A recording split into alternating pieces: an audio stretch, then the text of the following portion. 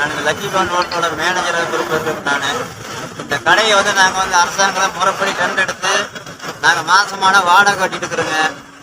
இந்த பஸ் ஸ்டாண்டுக்கு முன்புறம் பார்த்தீங்கன்னா இல்லை தள்ளுவண்டி கடையில் நிறையா போட்டு எந்தவித அனுமதி இல்லாமல் எங்களை தொழில் பாதிக்க எல்லாமே பூரா பண்ணிட்டு இருக்கிறாங்க. பிரியாணி கடை, இட்லி கடை, கூல்ட்ரிங்க்ஸ் கடை, எல்லா பொருளும் போட்டு விற்றுக்கிட்டு இருக்கிறாங்க. இதுக்கு வந்து எங்களுக்கு வந்து காவல்துறையும் மற்ற அரசாங்க நிர்வாகிகள் எல்லாருமே கொஞ்சம் சப்போர்ட் பண்ணி எங்களுக்கு உதவி பண்ணணுங்கிறதுக்காக தான் நான் போனோங்க. இப்போ எல்லாம் சொல்லி போட்டு வந்துருக்கிறோம். முறைப்படி அனுமதி எங்களுக்கு மட்டும்தான் உணவு பொருள் இருக்கணும். டென்ட் எங்கிட்ட மட்டும்தான் இருக்குதுங்க. யாரோட பின்னாடி இருந்து பண்ணாங்க எங்களுக்கு தெரியலீங்க. மாசமான எங்கள் தொழிலாளர் வந்து ஒரு 70 பேர் எங்கிட்ட வேலை செய்கிறாங்க. மாசமான சம்பளம் கொடுக்கணும்.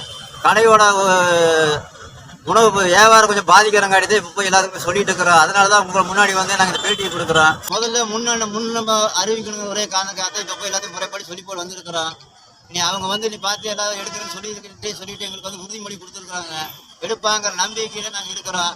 இல்லை கடைகளை யாரும் எடுக்கலைன்னா மேற்படி சட்டப்படி என்ன முறைப்படி என்ன நடவடிக்கை எடுக்கணுமோ அது எங்களோட ஓட்டு நிர்வாகம் கண்டிப்பாக நியாயப்படி நான் கண்டிப்பாக எடுப்போங்க.